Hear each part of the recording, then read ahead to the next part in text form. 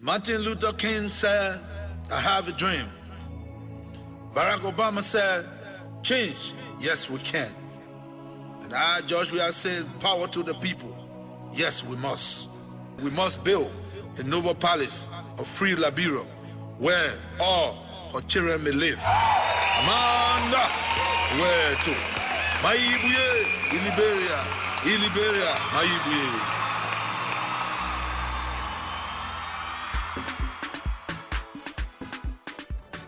L'histoire politique du Libéria prend un autre virage en décembre 2017. George Manneh Weah et la vice-présidente Jewel Taylor obtiennent 61,5% lors du second tour de l'élection présidentielle contre 38,5% pour Joseph Boaky, le challenger. C'est la première fois en 7 décennies que le Libéria, créé en 1822, connaît une telle transition entre deux présidents démocratiquement élus.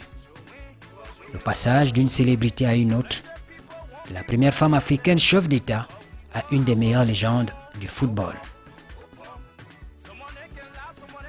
Pour le 24e chef d'État du Libéria, George Manneh Weah, l'histoire commence ici, à Claratown. Un bidonville de Monrovia où il est élevé par Emma, sa grand-mère paternelle.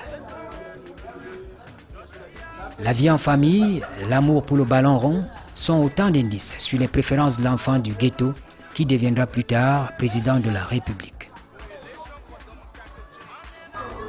George Weah was just like a little brother to me. George Weah était comme un petit frère à moi. Pour vous dire, quand il a l'information d'aller signer son contrat de footballeur au Cameroun, en tant que grand frère, il a demandé mon avis. C'est moi qui suis allé négocier auprès de sa grand-mère qui avait des doutes sur ce voyage. Elle se disait qu'en partant, Weah n'allait plus revenir. 2 semaines après, il est revenu me dire qu'il a signé un contrat de $30,000. Je savais que Weah serait un grand homme. Tout le monde l'adorait, tout le monde l'aimait. Quand Weah jouait localement au football, il n'achevait jamais les 90 minutes. Il jouait toujours une mi-temps et le jeu changeait de nature dès son entrée sur le terrain. Nous faisions des choses ensemble. Il avait une préférence pour les fruits et le manioc.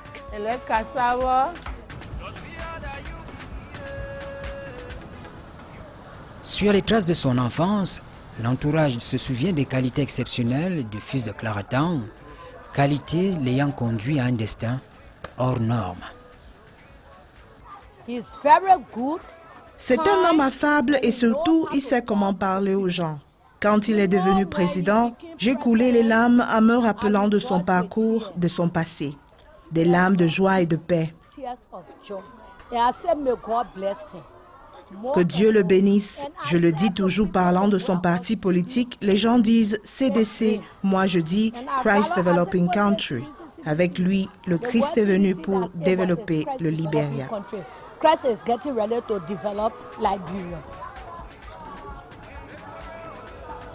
Pour marquer l'attachement à Claratown, la Fondation George Weah a réhabilité cette école en l'an 2000.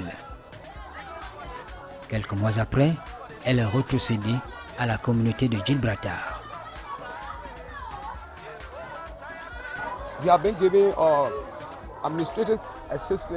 Il nous donne les moyens administratifs et financiers pour que nous puissions tenir le cap.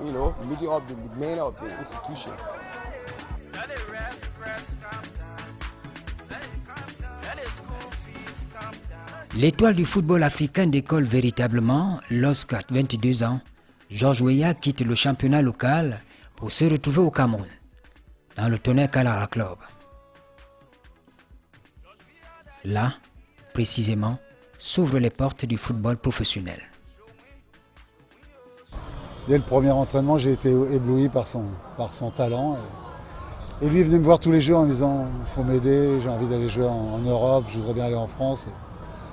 Et donc au bout de quelques jours, j'ai appelé Arsène Wenger et Henri Bioqueri pour leur dire qu'il y avait un joueur qui avait un talent incroyable. et que je pensais qu'il était totalement inconnu, d'un pays totalement inconnu à l'époque au niveau footballistique, mais que c'était un vrai diamant. Et voilà comment l'aventure a commencé avec Georges. C'était il y a 30 ans. Ce qu'on a toujours ressenti en lui, c'est un leader. Il est arrivé dans le Tonnerre de Yaoundé comme footballeur. Il était déjà un leader sur le terrain. Il était très calme dans le vestiaire.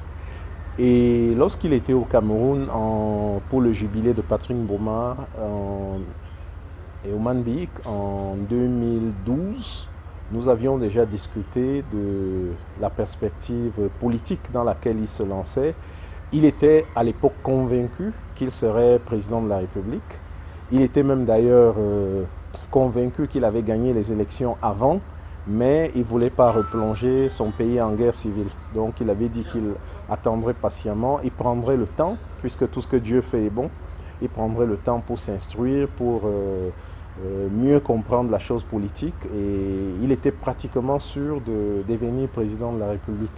Tout comme un de ses amis, le grand musicien Michel Martelly, qui a également été président de la République d'Haïti, était convaincu qu'il serait président d'Haïti 10 ans avant. Et je crois qu'ils ont eu des parcours à peu près similaires. I'm a fan of Cameroon football. Je suis un fan du football camerounais. Nous aimerions voir se développer une coopération étroite entre le Cameroun et le Libéria dans divers domaines, dont le football. Vous avez un système agricole structuré. Votre bilinguisme est un atout sur le plan international. Vous avez de meilleurs programmes sur la décentralisation. En plus, je connais votre président de la République, un sage, l'un des doyens de la classe des leaders africains. Le Cameroun offre finalement à George Weah la possibilité de s'ouvrir au football mondial. En 1995, il remporte le trophée du Ballon d'Or africain, meilleur joueur d'Europe et joueur FIFA de l'année. D'où le glissement vers la vie politique quelques années plus tard. Tout le monde parle de ses qualités de puissance, de vitesse, de détente et tout, mais il a une qualité dont personne ne parle jamais, c'est l'endurance. Parce que c'était quand même la 3e fois qu'il était candidat. Donc il s'est préparé depuis longtemps, il est retourné à l'université pour être encore plus costaud sur des problèmes importants quand on accède à la présidence. Et je crois qu'il est prêt, qu'il arrive. C'est quelqu'un en plus qui est généreux, qui n'est pas clivant, qui ne crée pas de problème, qui n'a jamais créé de problème d'ailleurs dans toute sa carrière partout où il était. En politique, George Weah devient sénateur du comté de Montserrado en 2014, après avoir été battu plusieurs fois à l'élection présidentielle par Ellen Johnson Sirleaf. Il représente une génération nouvelle, un espoir pour les jeunes. Il est d'ailleurs crédité d'un leadership dynamique. There was a president here called William V.S. Tubman. L'histoire de Weah est similaire à celle du président William Tubman. Très populaire, il arrive au pouvoir à 49 ans. Il y restera pendant 27 ans. Tubman ruled for 27 years because of his popularity. Well, to be very frank with you, Madame Sirleaf did her best. Weah accède au pouvoir à 51 ans. Madame Sirleaf a fait de son mieux parce qu'elle arrive après la guerre. Elle avait à relever le pays. Elle a fait des routes, des écoles, des infrastructures. On ne s'attendait pas à ce qu'elle fasse mieux parce que le pays était franchement détruit. But no one could expect her to do more than what happened now because the country was really destroyed.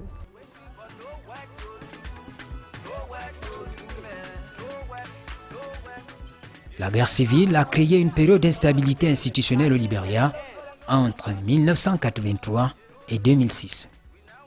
Les traces des combats entre les factions armées rivales sont encore visibles à Monrovia.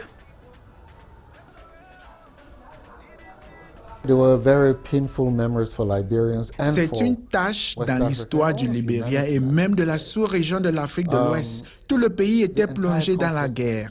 Près de 40% de nos populations vivaient dans les camps des réfugiés, loin des villages. Les écoles étaient presque inexistantes.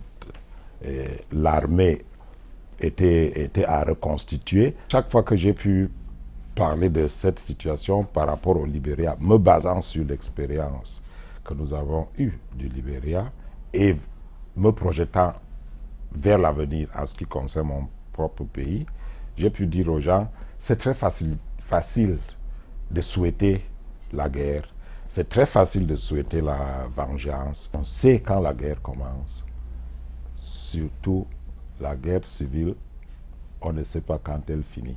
Et elle finit toujours dans le désastre pour tout le monde. Il n'y a pas de gagnant, il n'y a pas de perdant. Monrovia était débordé. On évaluait à peu près à 250 000 le nombre de personnes déplacées du fait de la guerre sur une population de 3 millions d'habitants. Nous sommes allés plus loin en exportant le conflit vers d'autres pays de la sous-région, dont la Sierra Leone. C'était des moments horribles pour le Libéria.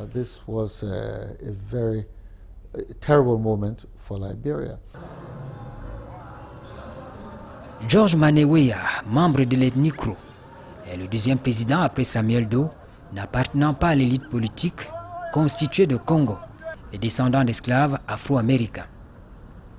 Pendant la période trouble, il a joué le rôle d'ambassadeur de bons offices, ce qui lui a donné quelques ficelles dans le jeu des alliances en politique.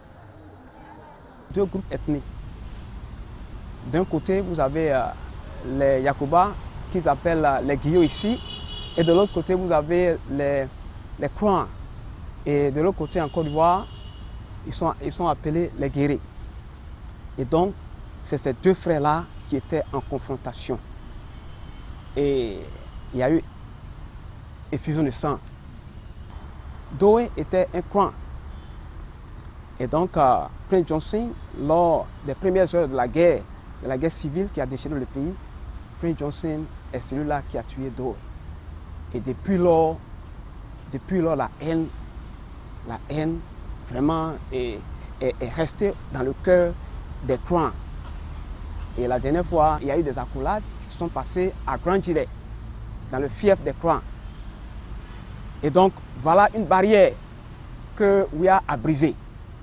During my tenure as interim president, comme président intérimaire, à l'époque, nous l'avions invité à être ambassadeur de bon office entre les Libériens déchirés par la guerre, au creux de leur histoire, plongés dans le coffre et la souffrance.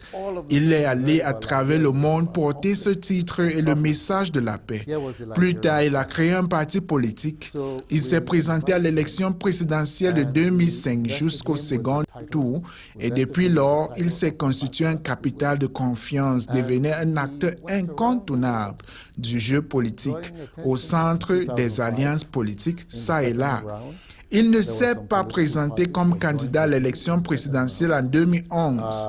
Il était plutôt dans un ticket comme candidat à la vice-présidence jusqu'au second tour. Mais une fois en IR, il n'a pas franchi le cap. Maintenant, je pense qu'il est pétri d'expérience dans le jeu des alliances politiques.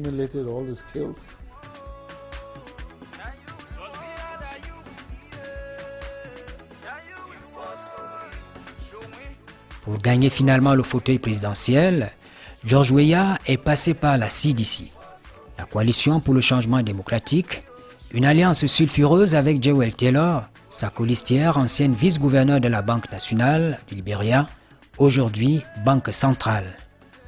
Elle est membre du Parti national patriotique, ex-femme de l'ancien président Charles Taylor. La sénatrice influente du comté de Bon lui a apporté une réserve de voix et une caution morale. Vous savez, dans ce pays, nous ne sommes pas idéologiquement différents. C'est une question d'approche des problèmes. Ce que George Manneh Weah a fait, c'est d'appeler tout le monde à joindre la coalition pour le changement démocratique, la meilleure alternative pour l'amélioration des conditions de vie de notre peuple. Notre vice-président maintenant, qui est l'un des leaders du NPP, National Patriotic Party, l'un des 3 partis de la coalition et le coordinateur du LPDD, Liberia People Democratic Party, ont compris la nécessité de l'alternance politique proposée par George Weah.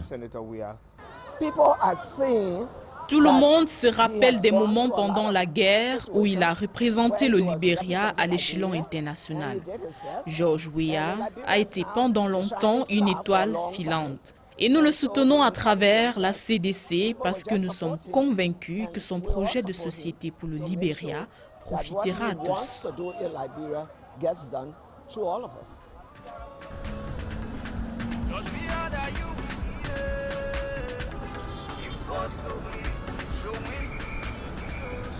Au lendemain du scrutin présidentiel du 28 décembre 2017, les Libériens et les étrangers vivant au Libéria ont poussé un ouf de soulagement.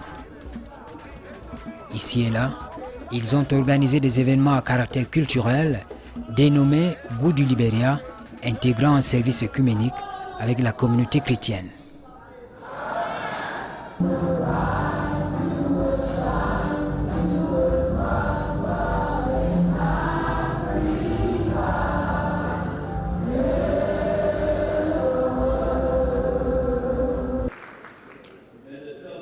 Une communion avec la classe politique, le peuple en chant et en prière qui traduit la volonté des nouvelles autorités du Libéria de confier le mandat à l'Éternel, surtout dans le processus de consolidation de la paix dans ce pays de l'Afrique de l'Ouest.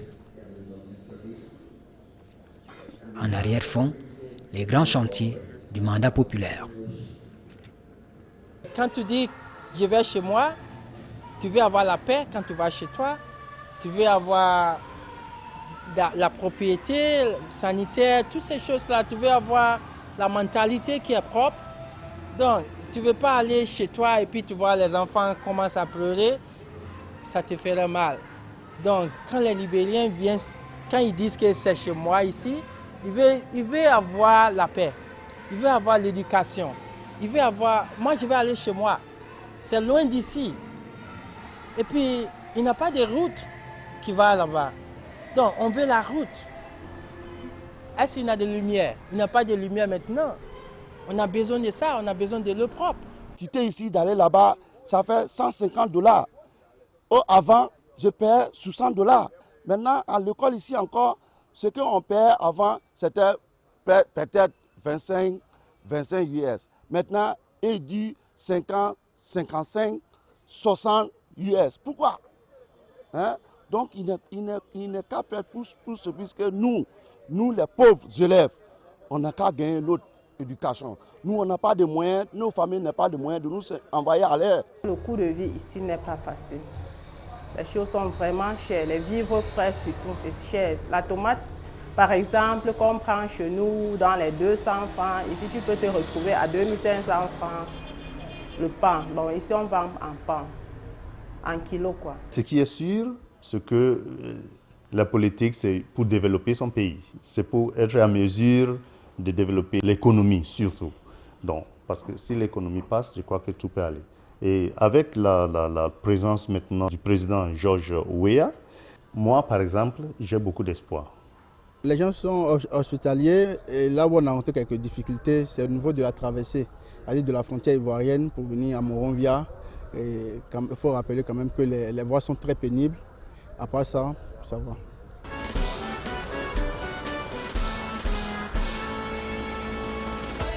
Pénesville, aux abords du complexe sportif Samuel Doe. Quelques heures avant la cérémonie d'investiture du président élu, George Weah et la vice-présidente Jewel Taylor. Une fois encore, la popularité du successeur d'Ellen Johnson Sirleaf est appréciée à sa juste valeur.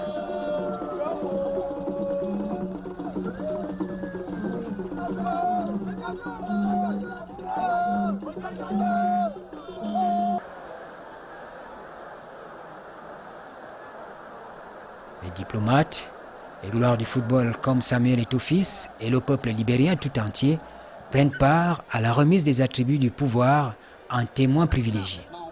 Au même titre que les nouveaux députés de la 53e législature et plusieurs chefs d'État, dont ceux de la sous-région ouest-africaine.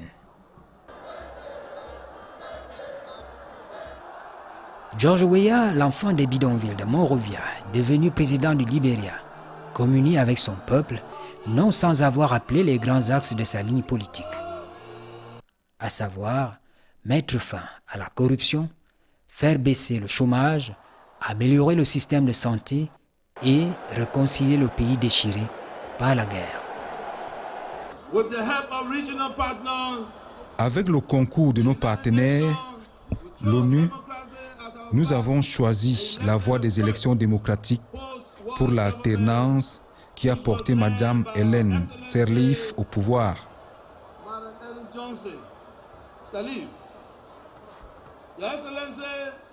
Excellence, je vous remercie d'avoir posé les jalons de l'édifice à partir duquel nous pouvons faire avancer le pays dans la paix et vers le progrès social.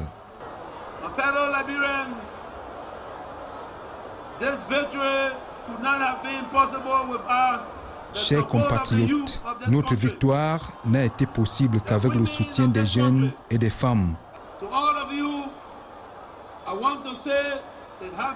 À tous, nous voulons dire merci. Ce gouvernement est le vôtre. Une foule en transe venue soutenir son champion. Un message porteur d'espoir.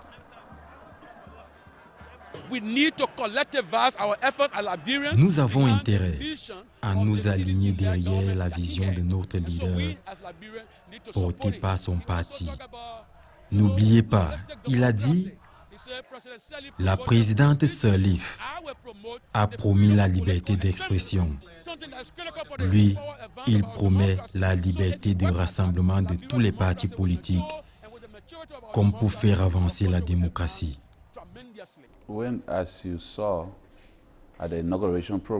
Quand on a vu ce qui s'est passé le jour de la prestation de serment, les Libériens ont commencé à arriver au stade à 2 heures du matin.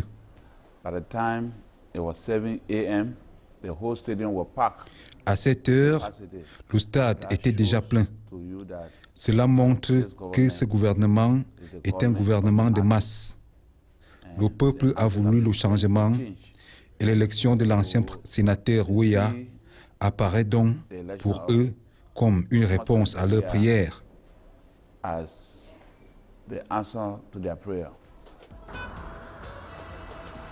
priorité, c'est le relèvement de la situation économique en déclin. Le taux d'exploitation est faible. Il faut augmenter le niveau de la production interne à partir des ressources naturelles en apportant de la valeur ajoutée à l'économie nationale. Il en faut davantage pour la production agricole pour garantir la sécurité alimentaire.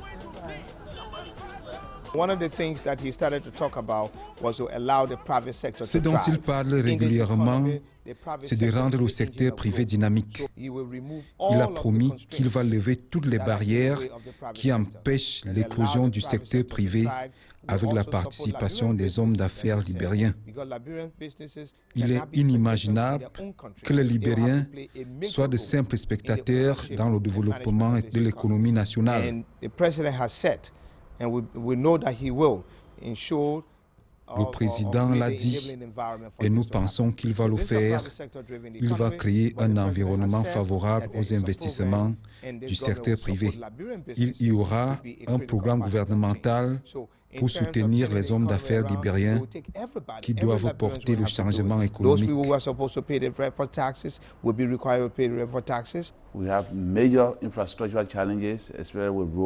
Nous avons le défi de la construction des routes, des écoles, des hôpitaux. Cela demande des moyens financiers colossaux. Nous attendons beaucoup de la communauté internationale. L'accent doit être mis sur l'agriculture au lieu de compter seulement sur les industries extractives. Comme institution, le Sénat devra concourir à voter les lois de nature, à attirer les investisseurs et booster l'économie.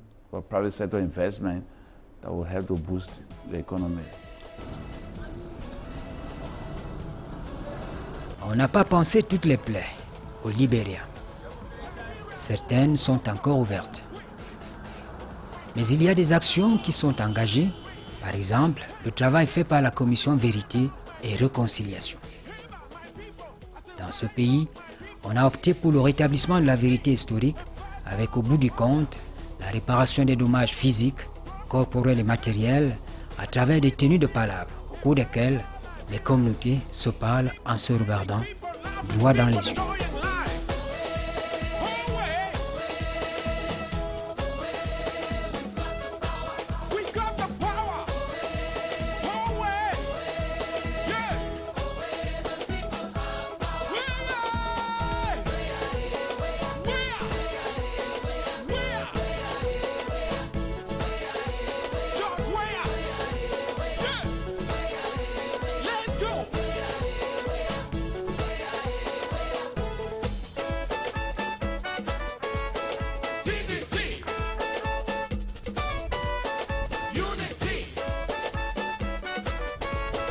CDC.